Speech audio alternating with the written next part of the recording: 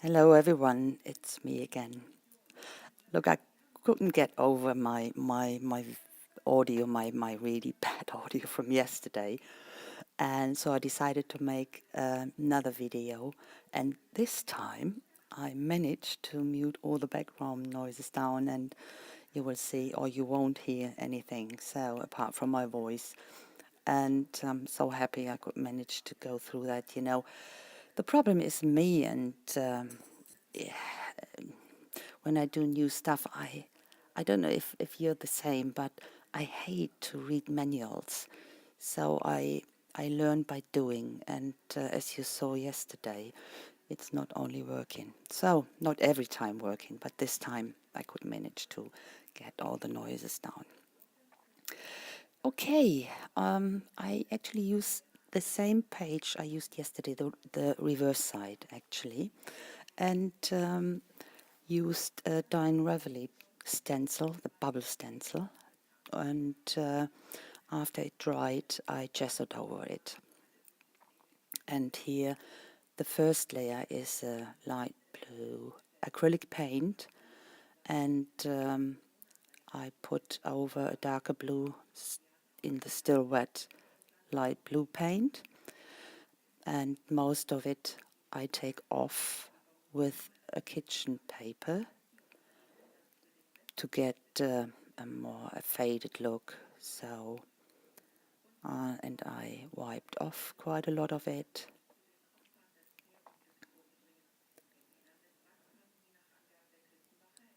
And so drying time is very short.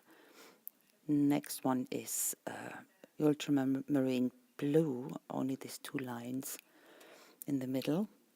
I let it dry only very short time, and take it off with a paper towel and then go over it with a baby wipe again. And what I like with this is that it leaves the edges darker because the paint is drier there and leave this dark edges. I quite like this effect. And then another lines with a light violet and a darker violet as well. And I work on it in the same way, kitchen towel, baby wipe, and so on. I wanted to achieve a streamy look, stream, brook, something like that, floating water with the bubbles, air bubbles or pebbles even. And that's why I faded the paint out, the colors out, that it doesn't look so defined.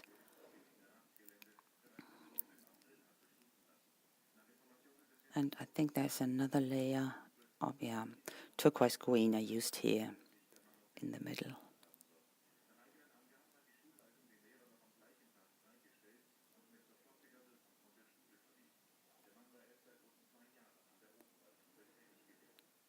So, wipe it off again.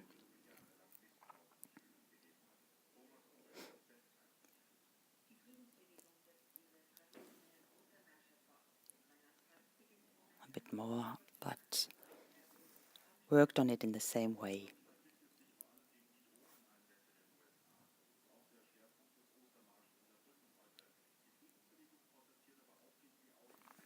Okay. Now, still wiping off.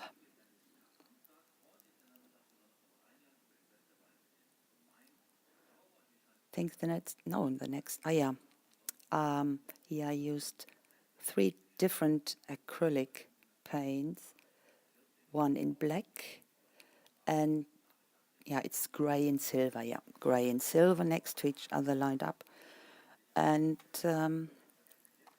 I go over it with a brayer to put that on the page and to define the bubbles a bit more, to put more texture on it.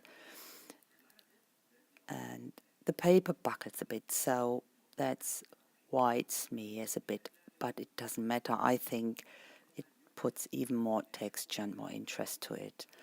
I remove some area, not a lot of areas, 2 or 3 bits, a bit, but left the rest on. So I think it's quite okay. Shouldn't look that perfect.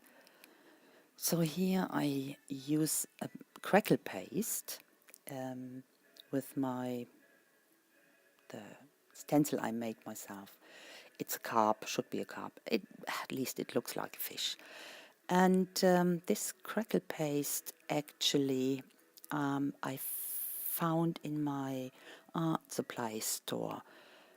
You know, in the past I used the crackle paste from Viva, but I can't get it here anymore, so I had to look for something different. And this one I found is actually exactly the same. It reacts in the same way, looks in the same way, but it's a different brand. They have an awful lot of colors, and I got 3 or 4 of them. And here I used the white one. So the piece on the other side I've raked.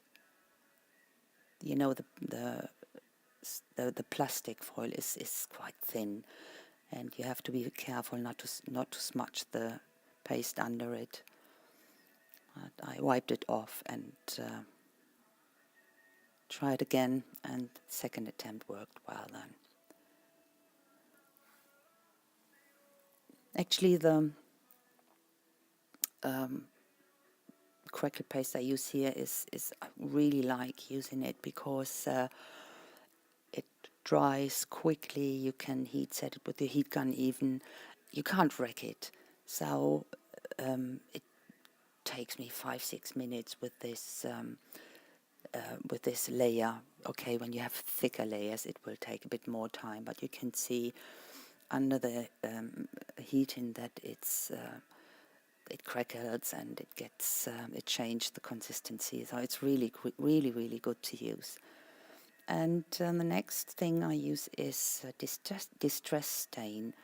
I wanted to define the crackles, but only the crackles. So I painted with a brush over it and swiped the surface off. It should stay lighter or white. So I only wanted to have it in the crackles, and it worked quite good. On some areas I had to work over it 2 or 3 times because it wasn't saturated enough. But at the end I managed to do it. You can't see it here on the video properly, so at the end there are some photos and you can see they're much better. Next thing is, I use my Faber-Castell Pit Pen. It's the fine one to define the shape a bit more. And then I work here with an enamel. I found this one, surprisingly, in my local craft store last week. Couldn't believe my eyes. It is actually similar to, not really, but to the Ranger enamel you can get. It is a bit more watery, but it works. So, and the best thing is cheaper, so it's always a good thing. And I got it in black here and in a transparent. And the transparent one acts a bit like glossy accent. It's a bit more watery, so you have to be careful when you want to build bubbles to stay really in one area. And here I edge with archival ink, and then the next step is bringing out some of the bubbles on the page, and I do that with 3 different colors. First one I use here, this enamel in transparent. It's white as long as it's not dry, and on the photos at the end it's still white, so I was too impatient to wait until it dries, so it's still white. But it's transparent at the end. So that's a pearl maker in a metallic light blue. I only defined some of the bubbles in some areas, not all of them. I didn't want to overload it. So now the third one, that's a silver pearl pen, silver metallic. I've racked it here, but as long as it is wet, you can remove it easily, so that's good. It's very forgiving. You know, this pearl pen, they need quite a while to dry. And that was it actually. After that I called it a day and finished it off. So, thanks for watching.